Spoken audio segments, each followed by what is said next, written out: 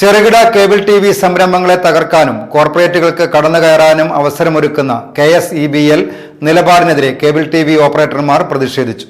ജനുവരി 31 കരിദിനമായി ആചരിക്കുന്നതിന്റെ ഭാഗമായി KSEB section ഓഫീസുകൾക്ക് മുന്നിൽ കരിങ്കൊടി കെട്ടി പ്രതിഷേധിച്ചു. ചെറുകിട കേബിൾ ടി.വി. ബ്രോഡ്ബാൻഡ് സംരംഭകരെ തകർത്ത് വൻകിട കോർപ്പറേറ്റുകൾക്ക് ജനങ്ങളെ കൊള്ളയടിക്കാൻ ഒത്താശ നൽകുന്ന KSBL തീരുമാനം പിൻവലിക്കണമെന്നാവശ്യപ്പെട്ടാണ് കേബിൾ ടി.വി. ഓപ്പറേറ്റേഴ്സ് അസോസിയേഷൻ കരിദിനം ആചരിച്ചത്.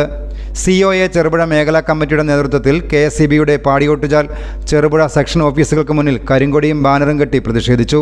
Cable TV. ഓപ്പറേറ്റർമാർ കേരളത്തിലെ സാധാരണക്കാരൻ്റെ കുടുംബ ബഡ്ജറ്റിനനുസരിച്ചുള്ള ഇൻ്റർനെറ്റ് പ്ലാനും അതുപോലെ ഡിജിറ്റൽ കേബിൾ ടി.വി. പ്ലാനുകളുമാണ് നടപ്പിലാക്കിക്കൊണ്ടിരിക്കുന്നത്.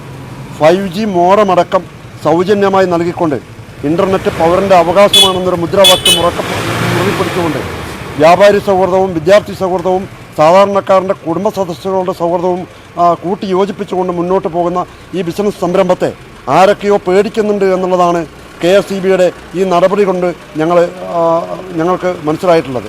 വൻകിട കോർപ്പറേറ്റുകളുടെ അച്ചാരം വാങ്ങിക്കൊണ്ട് അവരെ സഹായിക്കുന്ന രീതിയിൽ അവർ ഇലക്ട്രിക് പോസ്റ്റുകളിൽ കെട്ടിയിരിക്കുന്ന കേബിളുകളെ തൊടാൻ മടിച്ചുകൊണ്ട് സാധാരണക്കാരായ കേബിൾ ടി.വി. ഓപ്പറേറ്റർമാരെ ഭീഷണിപ്പെടുത്തിയും മുൾമുനയിൽ നിർത്തിക്കൊണ്ടും പോകുന്ന KSEBയുടെ നടപടികൾക്കെതിരെയാണ് ഞങ്ങളുടെ സമരം.